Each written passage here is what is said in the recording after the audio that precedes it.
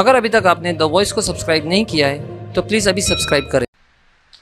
Hello friends, मैं फिरोज विमन, the voice channel में आप सबका स्वागत है। आज हम आपसे कुछ अहम मुद्दों पे बात करेंगे। सबसे पहले क्या आपको पता है, इंडियन इकोनॉमी पूरी तरह से क्रैश हो गई है, लेकिन आपको ये पता होगा कि रिया चक्रवर्ती अरेस्ट हो गई है।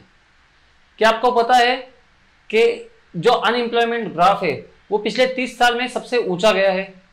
लेकिन आपको ये पता होगा कि कंगना रनावत का ऑफिस जो है वो डिमोलिश हो गया, उसका इलीगल पार्ट तोड़ा गया है।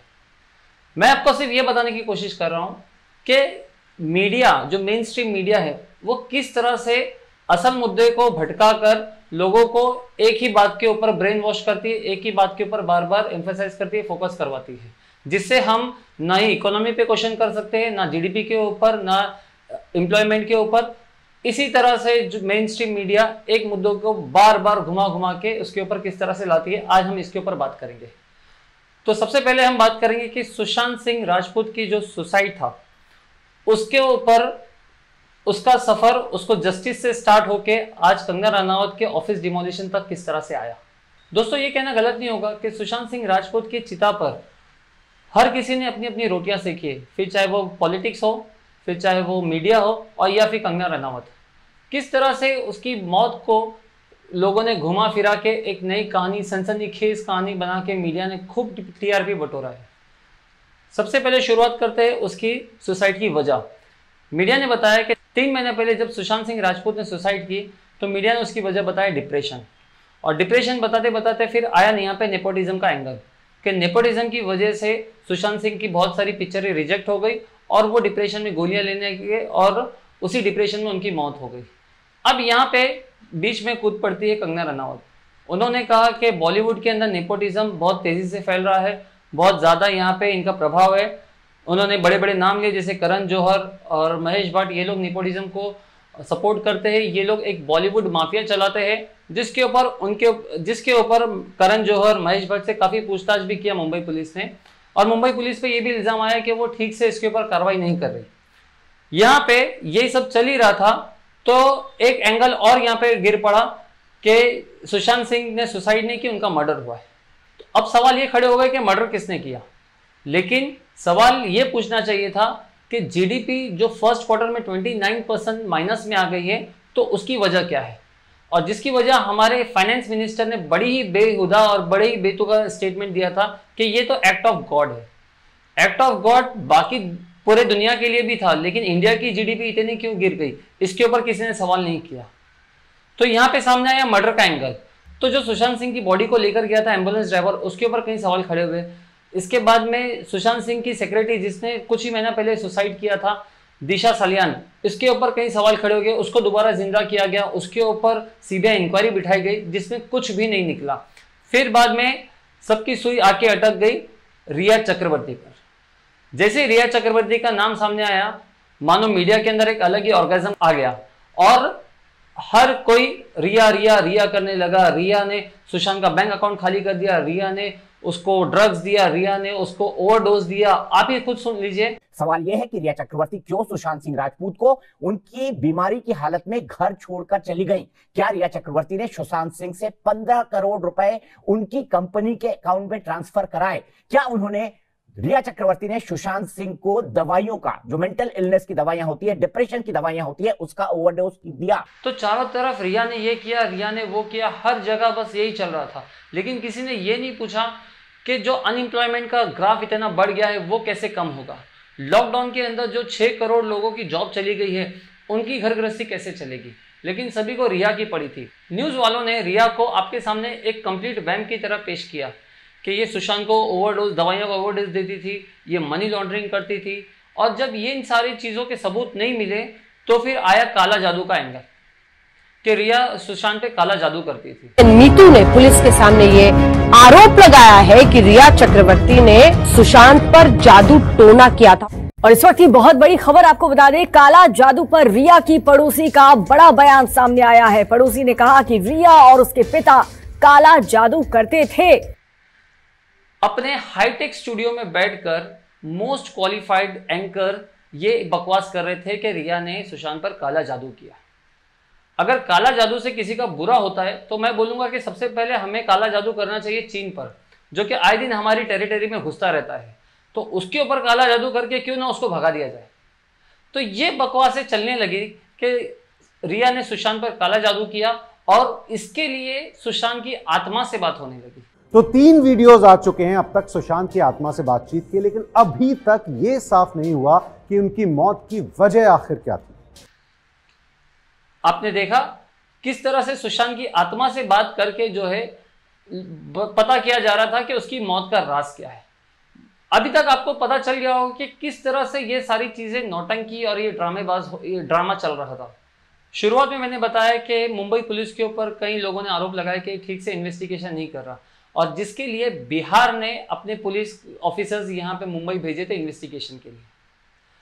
लेकिन उसका मकसद बाद में सामने आया कि उनका असल मुद्दा था बिहार इलेक्शन, और जिसके लिए बिहार के बीजेपी ने सुशांत सिंह के पोस्टर्स बना के हर जगह चिपकाए और उसके ऊपर स्लोगन लिखा, ना भूले हैं ना भूलने देंगे, छोड़ने वाले नहीं हैं। पार्टी ने स्पष्ट कर दिया है कि सुशांत प्रकरण को भूलने नहीं देंगे। इसका अंदाजा इसी से लग रहा है कि बीजेपी नेता अपनी अपनी गाड़ियों पर सुशांत की तस्वीर लगा स्टिकर चिपकाए हुए हैं। उस लोगों पर लिखा गया है, ना भूले हैं ना भूलने देंगे। बिहार बीजेपी कार्यालय में लगी कई गाड़ियों पर। तो इससे ये सारी चीजें साफ जाहिर होती है कि बीजेपी वाले सुशांत सिंह की मौत का एक अलग ही मुद्दा बना रहे हैं। और ये वही बीजेपी है बिहार की जो कि कुछ महीनों पहले, कुछ साल पहले जब सुशांत सिंह की केदारनाथ पिक्चर रिलीज हुई थी तो उसके ऊपर इन्होंने इल्जाम लगाया था कि ये पिक्चर बैन होनी चाहिए क्योंकि ये पिक्चर में लव जिहाद बताया, ये लव जिहाद को प्रमोट करती है। तो इसके लिए उन्होंने सुशांत सिंह के खिलाफ मोर्चा निकाला था और ये पिक्चर को बैन करने की बात की थी। और आज वही जब सुशांत सिंह जिंदा नहीं है तो उनकी मौत को लेकर ये लोग राजनीति कर रहे हैं। तो अब बिहार में जैसे इलेक्शन का प्रचार चालू ही था तो वैसे ईडी को पता चला कि रिया चक्रवर्ती की चैट में कहीं ना कहीं ड्रग डीलर का जिक्र है। तो ईडी वालों ने ये केस उठाकर हैंडओवर कर दिया एनसीबी को, नारकोटिक कंट्रोल ब्यूरो को, और वहां पे नारकोटिक डिपार्टमेंट वालों को ये पता चला कि रिया का ड्रग डीलर से कनेक्शन है और ये कनेक्शन उन्होंने दुबई तक का फाइंड आउट कर दिया।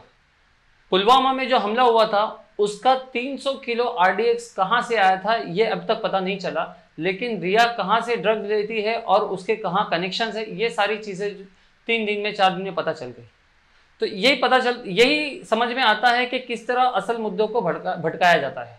रिया चक्रवर्ती के व्हाट्सएप कन्वर्सेशन मेरे पास है। अरे रिया चक्रवर्ती बोलती है ड्रग दो, ड्रग दो, ड्रग दो, ड्रग दो, ड्रग दो, मुझे ड्रग दो, मुझे ड्रग्स दो। वो कहती है मुझे ड्रग दो मेरे लिए। तो हम थे यहाँ पे रिया के ड्रग के एंगल पर। तो इसके अंदर ये पता चला कि रिया ड्रग्स लेती थी, खरीदती थी और वो सुशांत को देती थी, कभी कभी खुद भी लेती थी, जिसके ऊपर उनको अरेस्ट कर लिया गया और वो अब भाईकला जेल में है। लेकिन इन सब के बीच कंगना रनावत ने फिर से उड़ी मारी और उन्होंने काफ़ी ऐसे स्टेटमेंट दिए जो कि एक्सेप्टेबल नहीं थे। उन्होंने ड्रग माफिया की बात की, बॉलीवुड की बात की, साथ ही हमारे मुख्यमंत्री को बॉलीवुड के ड्रग माफिया से कनेक्ट किया और अंत में उन्होंने मुंबई को पीओके से कंपेयर किया, जिसके ऊपर शिवसेना भड़क गई और उन्होंने कहा कि अगर आपको मुंबई पीओके लगता है तो आप मुंबई मत आइए। और इसी बात को बड़ा चढ़ाकर कंगना रनावत ने बताया कि मुझे ये लोग धमकी दे रहे हैं, मुझे सिक्योरिटी चाहिए। और इनकी बात मानकर हमारे होम मिनिस्टर अमित शाह ने उन्हें Y+ सिक्योरिटी दे दी। Y+ सिक्योरिटी इतनी ऊंची सिक्योरिटी है कि हमारे इंडिया में सिर्फ 15 लोगों को Y+ सिक्योरिटी मिलती है।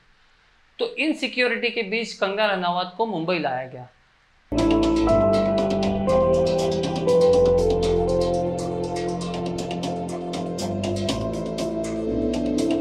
अब इसके ऊपर शिवसेना ने थोड़ी और जवाबी कार्रवाई की और बीएमसी ने कंगना रनावत के जो ऑफिस का इलीगल पोर्शन था उसको तोड़ दिया। उद्धव ठाकरे, तुझे क्या लगता है कि तूने फिल्म माफिया के साथ मिलके मेरा घर तोड़ के मुझसे बहुत बड़ा बदला लिया है? आज मेरा घर टूटा है, कल तेरा घमंड टूटेगा। दोस्तों यहाँ पे अब कोई सुशांत सिंह की बात नहीं कर रहा, अब सिर्फ बात हो रही है कंगना रनावत की, बीजेपी की और शिवसेना की। अब ये जो किस्सा था जस्टिस फॉर SSR से आ गया जस्टिस फॉर कंगना। लोगों ने हैशटैग चलाना शुरू कर दिया कि कंगना के साथ अच्छा नहीं हुआ, कंगना के साथ ये हुआ, कंगना के साथ वो हो गया। बीजेपी कंगना रनावत के साथ खड़ी हो गई। शिवसेना के अपोज में तो ऐसे ही पहले से थे क्योंकि असेंबली इलेक्शन में हम सब ने देखा किसकी सरकार बनी। तो यहाँ पे किस तरह से पूरे मुद्दे को घुमाया गया हमने और आपने सबने देखा। और दोस्तों साथ ही खबर ये भी आई है कि कंगना रनौत की मां ने हिमाचल के अंदर बीजेपी ज्वाइन कर ली है। तो दोस्तों देखा आपने किस तरह हर किसी ने यहां पर अपनी अपनी रोटियां सेकी।